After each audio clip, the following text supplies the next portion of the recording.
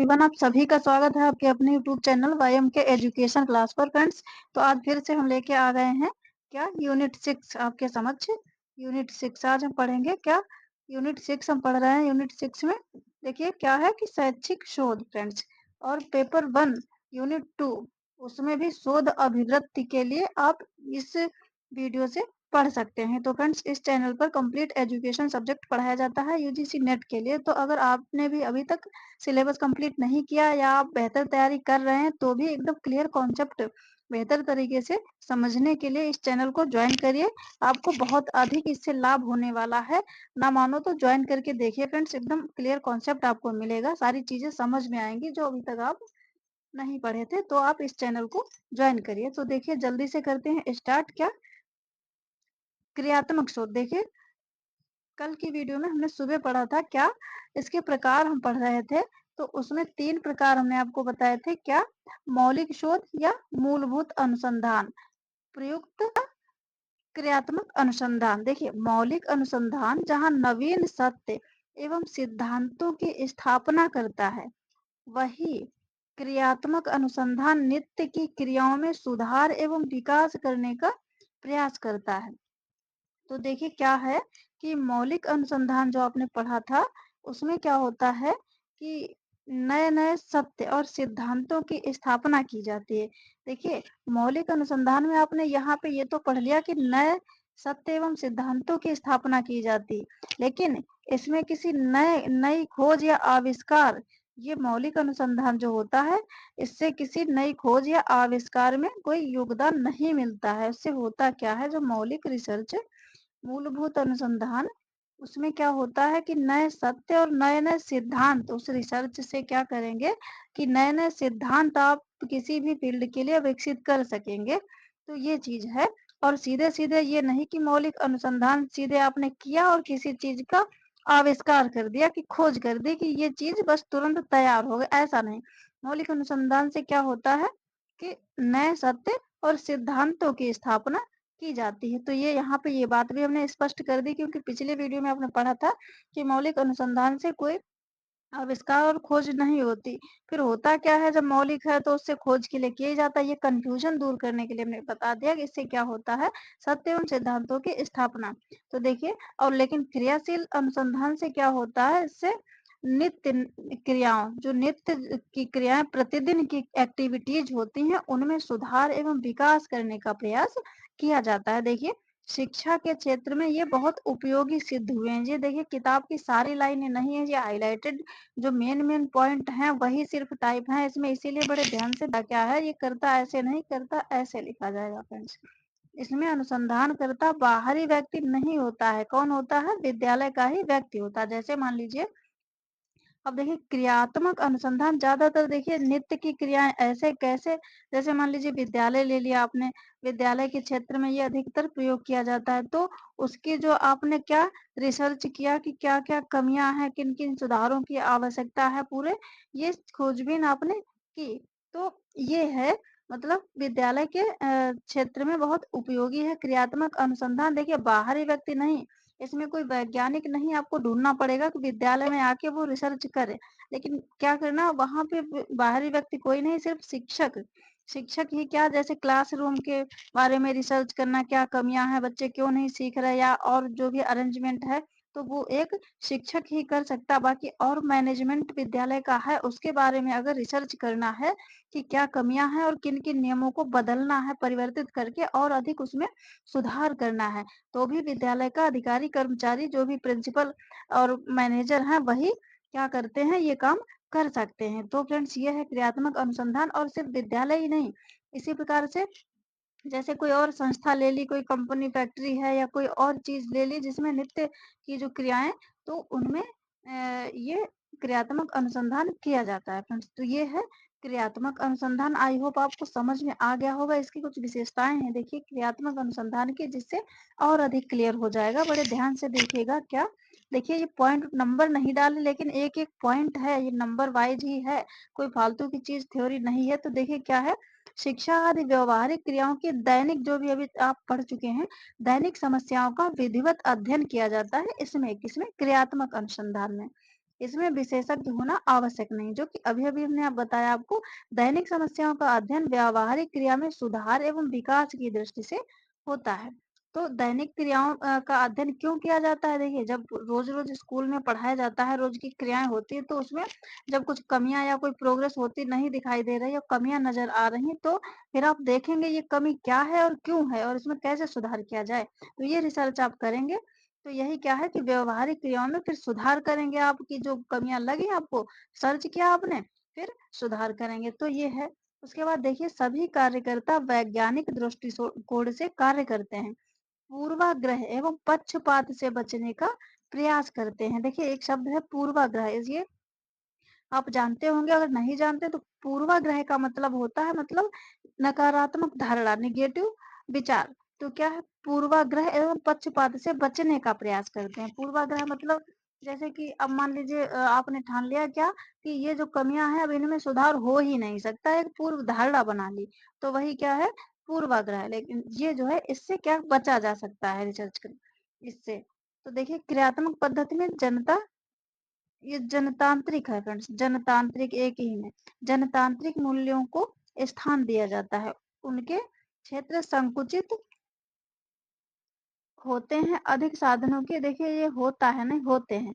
इनके क्षेत्र क्रियात्मक अनुसंधान का क्या संकुचित होता है, इसमें अधिक साधनों की आवश्यकता नहीं होती। देखिए, इसमें ऐसा तो है नहीं कोई विशेषज्ञ बुलाने पड़ेंगे बहुत तब जाके कहीं रिसर्च होगा।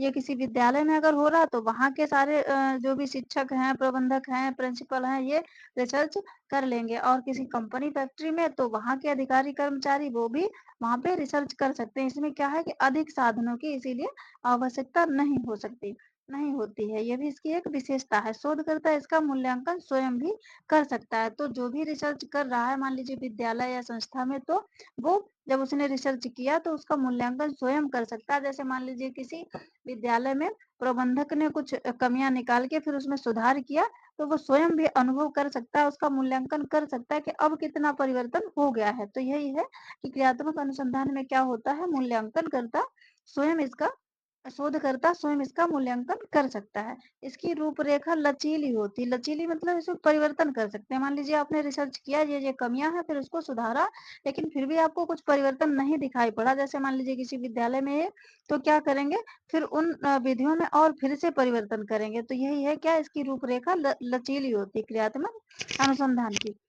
इसमें ना तो किसी विशेष प्रशिक्षण व ना ही किसी विशेष योग्यता की आवश्यकता होती है। तो इसमें जो वर्क कर रहे हैं उस संस्था में या उस विद्यालय में या जिस फील्ड का आपको दैनिक क्रियाओं का अध्ययन करना है, रिसर्च करना है, तो वही क्या करते हैं, उसमें रिसर्च कर लेते हैं। इसमें किसी विशेष प्रशिक्षण और विशेष अलग से योग्यता की आवश्यकता नहीं होती। इसमें अलग से कोई विशेषज्ञ स्पेशलिस्ट नहीं बुलाने पड़ते हैं। तो ये है क्रियात्मक अनुसंधान की विशेषताएं। आई होप आप क्रियात्मक अनुसंधान बहुत अधिक अच्छे से क्लियर हो गया होगा। लेकिन अगर अभी भी नहीं आपके समझ में आया और हमारे साथ जुड़ के आप पढ़ना चाहते हैं, तो क्या करिए कि कमेंट्स किया करिए, तो हम और अधिक क्लियर करके बता देंगे फ्रेंड्स।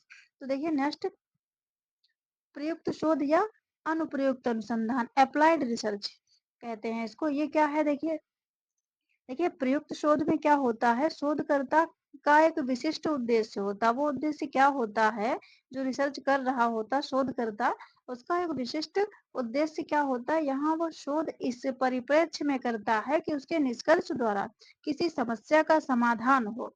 और इसमें शोधकर्ता एक प्रतिदर्श का चयन करता है तथा लक्षित लक्षित जनसंख्या के बारे में अनुमान लगाता है शोधकर्ता। ये है। उसके बाद में फिर नेक्स्ट देखिए, ये जो है प्रयुक्त शोध या अप्लाइड रिसर्च, ये मनुष्य के जीवन को सुखमय बनाने की दिशा में कार्य करता है। जबकि मूलभूत अनुसंधान का मुख्य उद्देश्य क्या होता है, वो केवल हमारे ज्ञान में वृद्धि करता है। जैसे जो नई नई चीजें मूलभूत के अनुसंधान के द्वारा खोज करी जाती हैं, तो उससे ज्ञान में वृद्धि होती है। लेकिन इससे क्या होता है, मनुष्य के जीवन को सुखमय बनाने की दिशा में कार्य करता है। कैसे, जैसे मान लीजिए कोई एक एग्जांपल ले लीजिए, कोई एक चीज प्रोडक्ट ले लीजिए, चाहे मोबाइल या और कोई प्रोडक्ट है, ले लिया, तो उसमें फिर रिसर्च किया जाएगा कि जैसे इस चीज में क्या कमी है, तो इसमें और अधिक क्या सुधार करें कि मनुष्य का जीवन और अधिक सुविधापूर्ण उसके लिए और अधिक सुविधाएँ हो जाएँ। जैसे मोबाइल में ही अब कितनी सुविधाएँ आ गई हैं, हो गई हैं सारी चीज़ें। तो ये है कि किसी चीज़ को किसी प्रोडक्ट को ले लिया कोई न ठीक है, तो उसमें और अधिक उसमें रिसर्च किया कि इसमें और अधिक क्या सुधार करें कि जिससे मनुष्य को और अधिक सुविधा हो जाए। तो ये होता है कौन-सा एप्लाइड रिसर्च या प्रयुक्त अनुसंधान। उसके बाद में नेक्स्ट देखिए शैक्षिक शोध के प्रति उपागम ये हेडिंग। देखिए नेक्स्ट है अगला फिर और प्रकार कुछ है इसके वो हम पढ़ेंगे क्या। देखिए शिक्षा विज्ञान तकनीकी अर्थशास्त्र आदि में अनुसंधान को पूरा करने के दो मुख्य तरीके हैं। तो ये शिक्षा के क्षेत्र में विज्ञान तकनीकी इकोनॉमिक्स इनके क्षेत्र में अनुसंधान रिसर्च को पूरा करने के दो मुख्य तरीके हैं। वो कौन कौन से हैं? गुणात्मक तथा मात्रात्मक अनुसंधान। गुणात्मक अनुसंधान देखिए क्या होता है। गुणात्मक अनुसंधान देखिए यह वह अनुसंधान है जिसमें शोधकर्ता समस्या के आंतरिक पहलुओं व गहराई पर जाने का प्रयास करता है। तो इसमें क्या करता है शोधकर्ता रिसर्चर जो होता है वो जो समस्या है प्रॉब्लम। देखिए शोध किसका किया जाता है। शोध के लिए जब शोध रिसर्च किया जाता है तो उसके लिए कोई प्रॉब्लम होगी तभी तो कुछ शोध किया जाएगा। तो क्या करता है जो समस्या है जिसके बारे में रिसर्च कर रहा है तो उसके आंतरिक पहलुओं व गहराई पर जाने का प्रयास करता है गुणात्मक अनुसंधान में। लेकिन उसके पास उससे संबंधित ज्यादा तथ्य नहीं होते हैं। ऐसे में वो संबंधित व्यक्तियों के विचार को भी विशेष महत्व देता है। देखिए ये इसका नाम ही है क्या गुणात्मक अनुसंधान। में क्या होगा ज्यादा डाटा आंकड़े नहीं होंगे सिर्फ जो है मनुष्य के विचार होंगे। इस तरीके के फील्ड जो होती है उस क्षेत्र में ये अनुसंधान किया जाता है। उदाहरण के लिए जैसे देखिए मानव का व्यवहार है। मानव व्यवहार उसकी अभिवृत्तियां प्रेरणा अनुभव संबंधित समस्याएं इस प्रकार के अनुसंधान है। जैसे मनुष्य का किसी का व्यवहार है उसके बारे में जानना आपको रिसर्च करना उसकी अभिवृत्ति क्या है प्रेरणा अनुभव संबंधित समस्याएं इस प्रकार के। तो ये सब क्या है गुणात्मक अनुसंधान के अंतर्गत आते हैं। केस स्टडी दार्शनिक अनुसंधान साक्षात्कार समूह वार्तालाप गवेषणात्मक अनुसंधान की श्रेणी में आते हैं। देखिए तथा मात्रात्मक अनुसंधान के लिए आधार तैयार करते हैं। कौन? ये गुणात्मक अनुसंधान जो है जिसमें ये गुणों का मनुष्य व्यवहार का अभिवृत्तियों का अनुभव का समस्याओं का अध्ययन किया जाता। तो यही सब क्या है जो मात्रात्मक अनुसंधान रिसर्च दूसरा आपने पढ़ा उसके लिए ये आधार बेस तैयार करते हैं। इसमें प्रतिदर्श का स्वरूप छोटा होता। प्रतिदर्श क्या होता है? सैंपल। जो सैंपल जैसे मान लीजिए बड़ी सी जनसंख्या है या बड़ा सा कोई चीज है कोई फील्ड इसमें से इतना सा ले लिया इसका आपने अध्ययन कर लिया तो यही होता है प्रतिदर्श।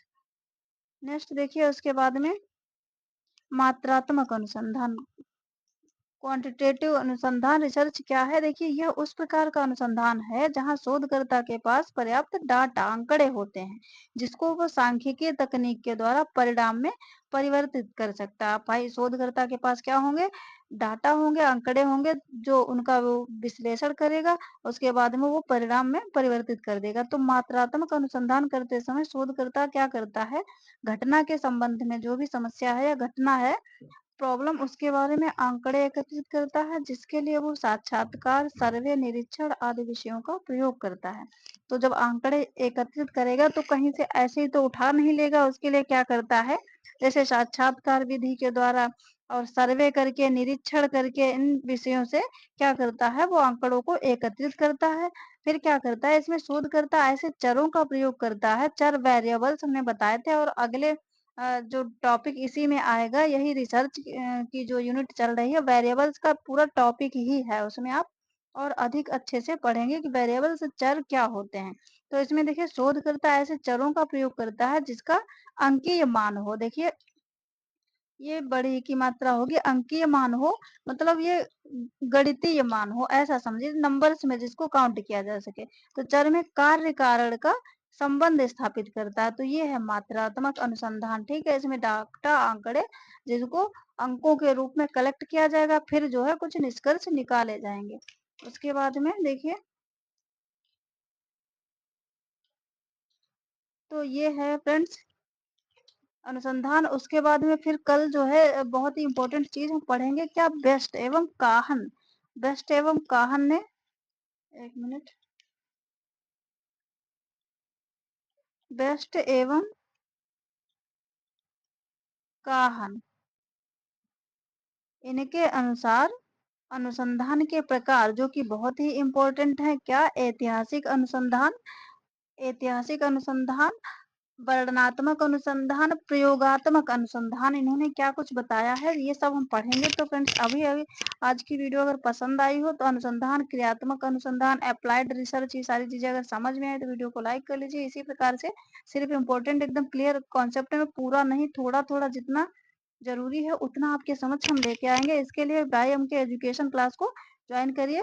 आपको फ्री में सारी चीजें देखिए मिलने वाली हैं सिर्फ यूट्यूब पर ही। लेकिन इसके लिए बस क्या करना होगा, आपको बाय के एजुकेशन क्लास को ज्वाइन करना होगा, सब्सक्राइब करना होगा और क्या करिए कि अपने स्टडी ग्रुप में भी शेयर कर दीजिए ताकि ये फ्री क्लासेस हमारा ये छोटा सा प्रयास जो अभी अभी स्टार्ट हुआ है तो ज्यादा से ज्यादा लोगों तक पहुंच सके। और बाद में हम फिर PYQs भी आपके समक्ष लेके आएंगे। लेकिन जून तक अभी जो है एजुकेशन सब्जेक्ट की जितनी थ्योरी कॉन्सेप्ट हो सकेगा उतना हम आपके समक्ष क्लियर लेके आएंगे।